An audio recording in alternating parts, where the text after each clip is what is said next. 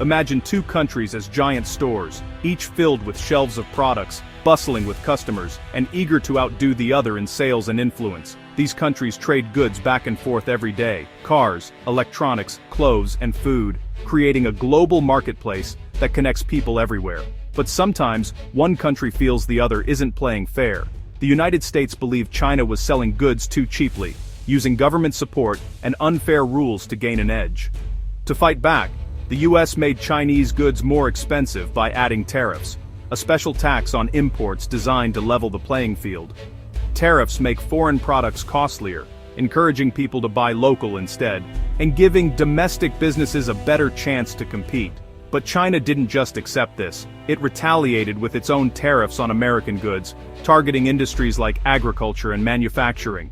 This back and forth is what we call a trade war, a battle fought with money, taxes, and policies, not weapons or soldiers. Each side raises tariffs, trying to hurt the other's economy and force them to change their behavior. But it's not just governments that suffer. Businesses and regular people get caught in the crossfire, facing higher prices and fewer choices. Companies relying on imported parts face higher costs, which can slow down production and even lead to job losses. Exporters lose customers as their goods become too expensive abroad, making it harder to compete in foreign markets. The US had a huge trade deficit with China, buying far more than it sold, which fueled frustration and calls for change. There were also accusations of China stealing American technology and not respecting intellectual property rights, and forcing companies to share secrets just to do business in China. The US saw tariffs as a way to pressure China to change its practices and create a fairer trading system. But this tool cut both ways, and as the conflict grew, American farmers who depended on selling crops to China were hit hardest. The trade war's fallout would soon reach deep into the heartland, affecting communities and families far from the negotiating table.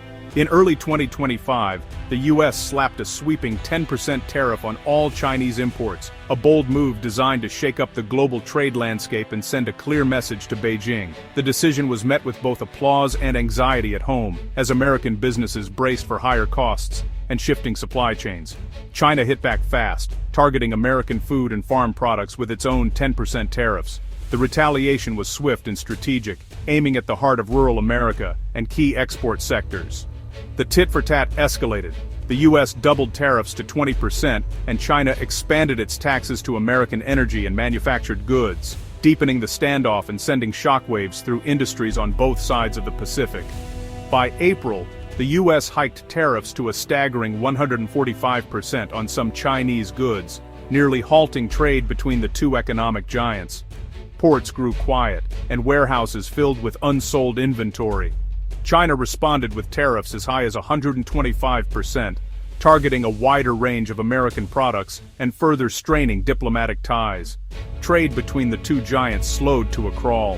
Businesses on both sides suffered, layoffs mounted, and global markets trembled as uncertainty spread. Realizing the risk of a global crisis, both countries eased up. The US dropped tariffs to 30%, China to 10%, signaling a fragile willingness to negotiate. A 90-day truce in August froze tariffs at these levels. But the damage was already done. Supply chains had been disrupted, and trust was eroding. Trust was shattered, and uncertainty gripped the markets. Investors hesitated, and companies delayed major decisions. The world watched anxiously as the two largest economies teetered on the edge of disaster, fearing a ripple effect across continents. The truce offered little comfort to those already hurt. Farmers, factory workers, and small business owners faced an uncertain future. Businesses struggled to recover, and the scars of the trade war ran deep. Many wondered if things would ever return to normal. The cycle of retaliation had changed the rules of global trade, forcing companies to rethink strategies and governments to reconsider alliances. Even with a pause, the sense of stability was gone.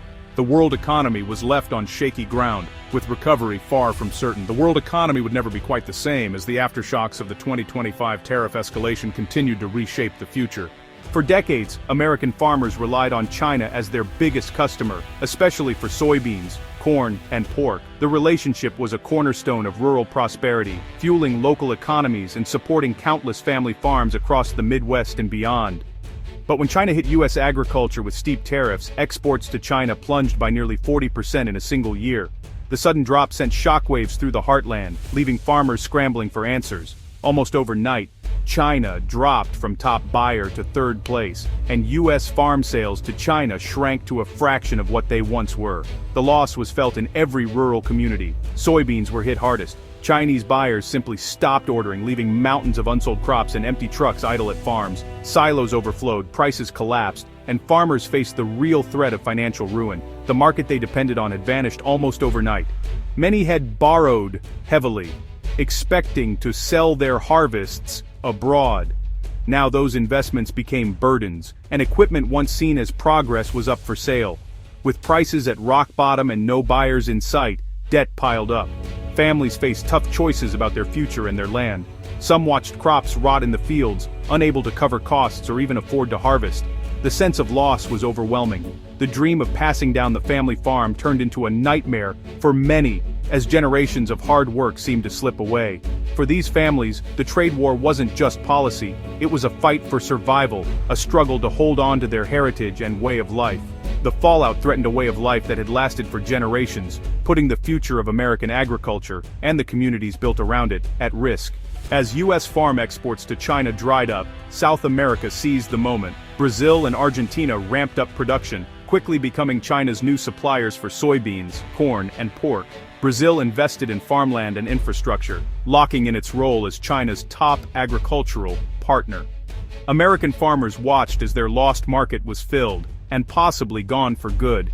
Even if tariffs disappeared, China now had reliable alternatives. The U.S. lost its dominant position, not just for a season, but potentially for a generation. Competing with Brazil's new efficiency became a daunting challenge. The global food trade was permanently reshaped. American farmers faced a future with limited access to the world's largest market. The trade war's impact wasn't temporary, it changed the game. U.S. agriculture was left weaker and more vulnerable on the world stage. The numbers only tell part of the story. The real crisis was human. Farming families, some on the land for generations, faced bankruptcy and loss. The financial stress triggered a mental health crisis across rural America. Debt, uncertainty, and despair became daily realities. Local support services were overwhelmed as families struggled. As farmers lost income, they stopped spending, hurting local businesses. Equipment dealers, feed suppliers, and diners all suffered. Main streets emptied and small towns felt the pain ripple outward. Young people saw no future in farming and left for cities, hollowing out communities. The tax base shrank, schools and services suffered, and hope faded. The trade war didn't just threaten farms. It unraveled the fabric of rural life. The scars would last long after the tariffs were gone. The pain spread beyond farms to every corner of rural America. Businesses that served farmers, tractor dealers, seed suppliers, saw sales plummet. As farm families cut spending, local stores and restaurants lost customers. Even a small drop in revenue pushed many small businesses to the brink. Empty storefronts became a common sight on Main Street. Local governments faced budget crises as tax revenues dried up.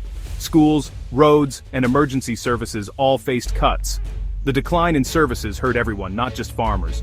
Community hubs disappeared, weakening social bonds. The loss of local businesses meant fewer sponsors for events and teams.